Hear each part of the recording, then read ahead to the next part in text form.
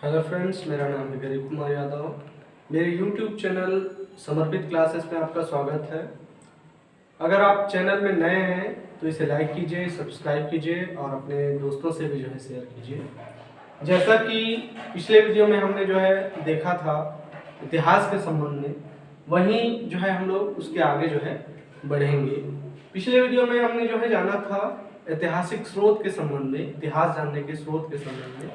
उसमें पहला था पुरातात्विक स्रोत और दूसरा साहित्यिक स्रोत। साहित्यिक स्रोत में हमने देखा था ब्राह्मण ग्रंथ और ब्राह्मणेतर ग्रंथ। ब्राह्मण ग्रंथ के अंतर्गत जैसे वेद, उपनिषद, पुराण, स्मृतियां, वेदांग, ये सारी चीजों को हम लोगों ने देखा था। उसमें हम लोग ओवरव्यू के तौर पे थोड़ा सा और देखेंगे। चलिए देखते हैं। साहित्यिक स्रोत के अंतर्गत पहला जो नाम आता है वो है धार्मिक ग्रंथ साहित्य। धार्मिक ग्रंथ साहित्य में पहला है वेद। वेद चार प्रकार के बताए गए हैं: ऋग्वेद, सामवेद, यजुर्वेद और अथर्ववेद। इन चारों में भी कुछ ऐतिहासिक स्रोत या ऐतिहासिक प्रमाण हमें मिलते हैं, जैसे कि 1500 से 1000 बीसी के मध्य ऋग्वेद की रचना की गई। इस समय की जानकारी हमें ऋग्वेद से प्राप्त होती है। वैसे ही 1000 बीसी से 600 बीसी के मध्य की जानकारी हमें सामवेद, यजुर्वेद और अथर्ववेद से होती है, क्योंकि इनकी रचना इसी समय की गई थी। वहीं अगर हम इनके पठन पाठन की बात करें तो वेदांग, वेद के पठन पाठन के लिए वेदांग का ज्ञान होना आवश्यक है। इसके ज्ञान के बिना हम वेदों का पठन पाठन नहीं कर सकते। तो वेदांग 6 प्रकार के बताए गए हैं: शिक्षा, कल्प, व्याकरण, निरुक्त, छंद और ज्योतिष। शिक्षा उच्चारण की विधि है, जबकि कल्प कर्मकांड को कहते हैं, और व्याकरण का भी ज्ञान होना चाहिए। निरुक्त अर्थात भाषा विज्ञान का भी ज्ञान होना चाहिए। छंद का और ज्योतिष का ज्ञान होने से हम वेद का पठन पाठन कर सकते हैं। व्याकरण की पहली रचना भारत में पाणिनि ने 400 ईसा पूर्व की थी। इसमें व्याकरण के अलावा तत्कालीन समय के सामाजिक, आर्थिक, सांस्कृतिक इन सारे चीजों का ज्ञान यहाँ से होता है। ठीक है, तो चलिए और आगे देखते हैं। धार्मिक ग्रंथ के अंतर्गत तो बात करते हैं किसकी? महाभारत और रामायण की। महाभारत और रामायण का अंतिम संकलन की हम बात करें तो 400 ईस्वी पूर्व में इसका अंतिम संकलन किया गया था, है ना। तो पहला है महाभारत। ये महाभारत की रचनाकार थे वेद व्यास। इन्होंने महाभारत की रचना 10वीं सदी ईसा पूर्व में किया था, जबकि अंतिम संकलन, अंतिम रूप से इसका संकलन है वो 400 ईसा पूर्व में हमें देखने को मिलता है। वहीं वाल्मीकि कृत रामायण, वाल्मीकि ने इसकी रचना 5वीं सदी ईसा पूर्व में की थी, है ना। तो इसमें आगे बात करते हैं महाभारत। महाभारत में लगभग शुरुआती दौर में 8800 श्लोक हुआ करते थे। उस समय उसे जय संहिता के नाम से जाना जाता था। जय संहिता में जय का अर्थ होता है विजय संबंधी संग्रह। विजय संबंधी संग्रह, उस समय उसे कहते थे क्या? जय संहिता। वहीं बाद में कालांतर में बढ़कर के 24,000 श्लोक हुए और तात्कालीन समय में उसे भारत के नाम से जाना जाने लगा। भारत इसीलिए क्योंकि उसमें भरत के वंशजों का वर्णन किया गया था, इसीलिए उसे भारत के नाम से जाना गया। बाद में श्लोकों की संख्या बढ़कर 1,00,000 हुई, इसीलिए उसे सप्त सहस्त्री संहिता या महाभारत कहा जाने लगा। वहीं अगर हम बात करें रामायण की तो रामायण में मूलतः 6,000 श्लोक हुए, बाद में कालांतर में बढ़कर 24,000 श्लोक हुए। अगर हम इन दोनों को कंपेयर करें तो रामायण ज्यादा प्रमाणित हमें नजर आता है, क्योंकि यहाँ पे जो स्थान बताए गए हैं वो स्थान वर्तमान में हमें देखने को मिल सकते हैं और ऐतिहासिक प्रमाण के रूप में ये ज्यादा प्रमाणित कह सकते हैं महाभारत की तुलना में। तो इस प्रकार से महाभारत और रामायण, इन दोनों से ही ऐतिहासिक प्रमाण हमें मिलते हैं। तो आगे चलते हैं ब्राह्मणेतर ग्रंथ की तरफ। ब्राह्मणेतर ग्रंथ में बौद्ध ग्रंथ और जैन ग्रंथ। बौद्ध ग्रंथ की हम बात करें तो बौद्ध ग्रंथों का अंतिम संकलन श्रीलंका में जो है हुआ था। यहाँ आप देख सकते हैं चित्र में श्रीलंका जो है कहाँ पे है ना। तो अंतिम संकलन जो है श्रीलंका में हुआ था बौद्ध ग्रंथों का अंतिम संकलन। इसकी जो भाषा थी बौद्ध ग्रंथों की भाषा पाली हुआ करती थी। बौद्ध ग्रंथ के अंतर्गत सबसे पहले अगर हम बात करें तो सबसे पहले जो है हमें दिखाई देता है क्या, बुद्ध के उपदेश। बुद्ध के उपदेश में तत्कालीन समय की सामाजिक परिस्थितियों के बारे में हमें देखने को मिल जाती है। उन्होंने तत्कालीन समय की परिस्थितियों के बारे में उन्होंने अपने उपदेशों में बताया है। ठीक है। और अगला हम बात करें उनकी जातक कथाओं के संबंध में, तो जातक कथाओं में उनके पूर्व जन्म के बारे में जो है बताया गया है।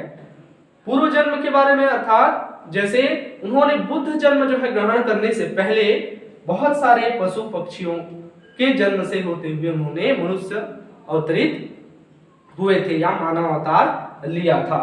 ठीक है। साथ ही जातक कथाओं में तत्कालीन समय के समाज और आर्थिक व्यवस्था के बारे में भी बताया या ज्ञात किया जा सकता है जातक कथाओं के माध्यम से, है ना। तो आगे देखते हैं बुद्ध ग्रंथ के अंतर्गत, बौद्ध ग्रंथ के अंतर्गत हम बात करें तो बौद्ध ग्रंथ में त्रिपिटक, विनय पिटक, शुद्ध पिटक और अधिगम्य पिटक, ये त्रिपिटक जो है प्रमुख बौद्ध ग्रंथ है।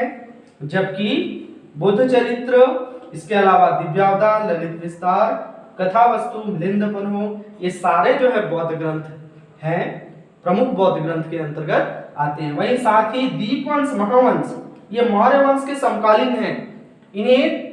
इनकी रचना, दीपवंश और महावंश की जो रचना है वो श्रीलंका में जो है की गई है। यानी श्रीलंका के बारे में जानकारी हमें दीपवंश और महावंश से प्राप्त होता है। ठीक है। आगे चलिए बात करते हैं आगे जैन ग्रंथ की। जैन ग्रंथों का जो अंतिम संकलन है 6वीं सदी में जो है हुआ था। कहाँ पे? गुजरात के वल्लभी नगर में जो है अंतिम संकलन माना जाता है। इनकी जो भाषा थी प्राकृत भाषा थी। मैंने इसमें क्या बताया था, बौद्ध ग्रंथ की जो भाषा थी वो पाली भाषा थी। पाली भाषा दक्षिणी बिहार वाले क्षेत्र में यानी मगध वाला जो क्षेत्र है वहां पे जो है बोली जाती थी पाली भाषा। ठीक है। वहीं ये जो प्राकृत भाषा है, प्राकृत भाषा में जैन ग्रंथों का संकलन हुआ है। अगर हम बात करें जैन ग्रंथों की तो प्रमुख जैन ग्रंथ कौन कौन से हैं, जैसे भगवती सूत्र, आचरण सूत्र, कल्प सूत्र, सूत्रालंकार, ये सब जो है प्रमुख जैन ग्रंथ हैं, है ना। चलिए आगे देखते हैं जैन ग्रंथ और बौद्ध ग्रंथों के अलावा लौकिक साहित्य के संबंध में। ये तो थे क्या, प्रमुख धार्मिक ग्रंथ। अब देखते हैं लौकिक साहित्य।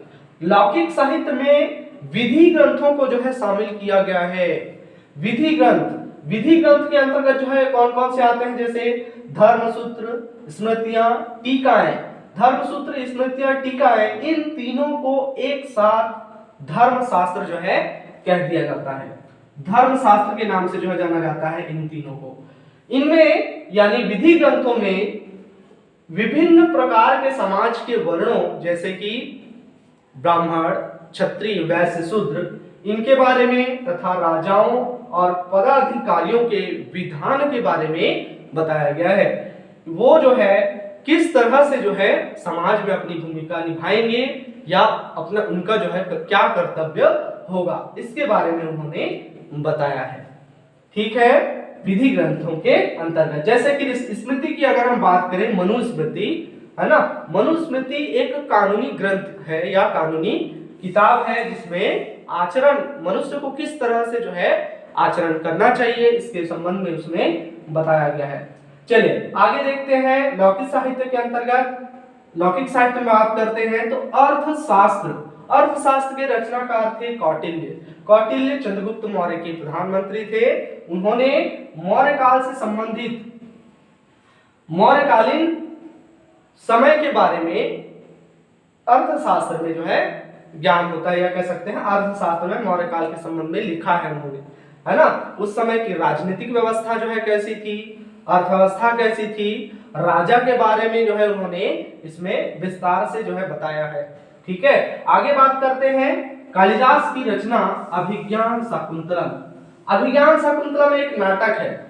इन्होंने कालिदास ने अभिज्ञान शाकुंतलम नामक नाटक की रचना करी थी, जिसमें गुप्तकालीन या मध्य भारत जो है कह सकते हैं, गुप्तकालीन और मध्य भारत के सामाजिक संस्कृति की झलक इसमें हमें दिखाई पड़ती है अभिज्ञान शाकुंतलम में। ठीक है, अभिज्ञान शाकुंतलम क्या है? नाटक है। ठीक, ये कालिदास वही कालिदास है जिन्होंने मेघदूत की रचना हमारे छत्तीसगढ़ के रामगढ़ की पहाड़ी में जो है उन्होंने किया था। ठीक है, तो आगे चलिए देखते हैं इसके अंतर्गत लौकिक साहित्य के अंतर्गत संगम साहित्य। संगम साहित्य, संगम साहित्य में संगम का मतलब होता है सभा। इन्होंने संगम के माध्यम से यानी सभा जो के माध्यम से जो है इन्होंने क्या किया? साहित्यों की जो है रचना करी, इसीलिए इसको जो है नाम दिया गया है क्या? संगम साहित्य। ये दक्षिण भारत में आपको खासकर दिखाई देगा, कहां पे? तमिलनाडु में, है ना। तमिलनाडु में पांड्यों के समय में इसकी रचना की गई थी और ये दक्षिण भारत के इतिहास के बारे में जो है हमें बताता है।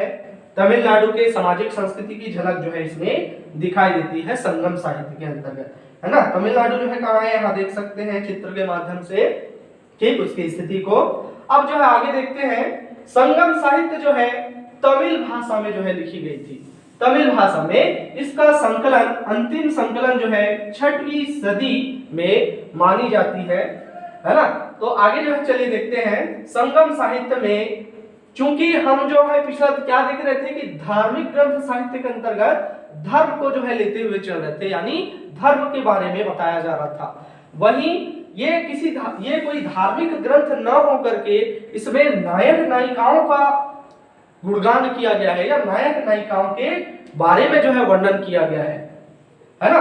तो ये जो नायक है, जैसे कि कोई राजा के पराक्रम के बारे में जो है इसमें जैसे कि बताया जाना, है ना। ये संगम साहित्य के अंतर्गत जो है इसमें वर्णन किया गया है, कह सकते हैं, है ना। तो तमिलनाडु के सामाजिक सांस्कृतिक संबंध में इसमें बताया गया है, अभी मैंने जो है इसके बारे में बताया। ठीक, इसके बारे में और भी जो है डिटेल हम लोग जो है जाएंगे जब हम लोग संगम काल के संबंध में जब पढ़ेंगे, तो उसमें हम लोग इसमें और भी चर्चा जो है करेंगे इसके विषय में। तो चलिए आगे देखते हैं विदेशी विवरण। तो साहित्यिक स्रोत के अंतर्गत एक धर्म ग्रंथ साहित्य, दूसरा है लौकिक साहित्य, तीसरा है विदेशी विवरण या विदेशी यात्रा वृत्तांत। तो भारत में ऐसे बहुत सारे पर्यटक जो है आए बाहर से, विदेशों से, है ना। उनमें जो है कौन कौन थे? यूनानी, रोमन, चीनी, इस तरह के लोगों ने जो है भारत में आकर के भारत के विषय में अपने वृत्तांत में, अपनी रचनाओं में जो है वर्णन किया। ठीक है, उनमें पहला नाम आता है यूनानी। अगर हम बात करें सिकंदर की, तो सिकंदर ने ऐसा कहा जाता है कि 326 ईसा पूर्व जो है उन्होंने आक्रमण किया था। ये भारतीय प्रमाण के अनुसार हमें ये पता नहीं लगता है कि सिकंदर ने कब आक्रमण जो है किया था। इसका प्रमाण हमें यूनानी लेखकों के माध्यम से हमें पता लगता है कि 326 ईसा पूर्व में सिकंदर ने जो है भारत पर आक्रमण किया था। वहीं यूनानी लेखकों ने यह बताया है कि उसके समय में जो है चंद्रगुप्त मौर्य सेंड्रोकोटस नामक एक राजा था, जिनका राज्यारोहण जो है 322 ईसा पूर्व में हुआ था, है ना। तो अगर हम भारतीय स्रोत से उसको देखें तो भारतीय स्रोत में ये पाएंगे कि 322 ईसा पूर्व में राज्यारोहण तो चंद्रगुप्त मौर्य का जो है हुआ था। तो इससे इस बात का पता लगाया जा सकता है कि सेंड्रोकोटस और चंद्रगुप्त मौर्य दोनों एक ही रहे होंगे, है ना। इसके साथ ही सेंड्रोकोटस के दरबार में एक दूत जो है, या चंद्रगुप्त मौर्य के दरबार में एक दूत थे, उसका नाम है मेगस्थनीज। मेगस्थनीज ने अपने इंडिका में उस समय के यानी मौर्यकालीन सामाजिक आर्थिक सभी परिस्थितियों के बारे में रचना करी है। उन्होंने बताया है कि समाज में उस समय 7 जाति के लोग जो है हुआ करते थे, है ना। 7 जाति के लोग जो है हुआ करते थे। साथ ही साथ उन्होंने पाटलिपुत्र के संबंध में भी बताया है, आर्थिक क्रियाकलापों के बारे में बताया है, राजा के कर्तव्यों के बारे में जो है बताया है। साथ ही साथ उनका जो सैन्य संगठन था उसके बारे में भी उन्होंने चर्चा किया है। तो यहाँ जो है हम वीडियो को खत्म करेंगे, है ना। अगर आपको वीडियो अच्छा लगा होगा तो लाइक कीजिए, सब्सक्राइब कीजिए और अपने दोस्तों तक भी शेयर कीजिए। तो चलिए, थैंक यू, धन्यवाद आपका। तो चलिए।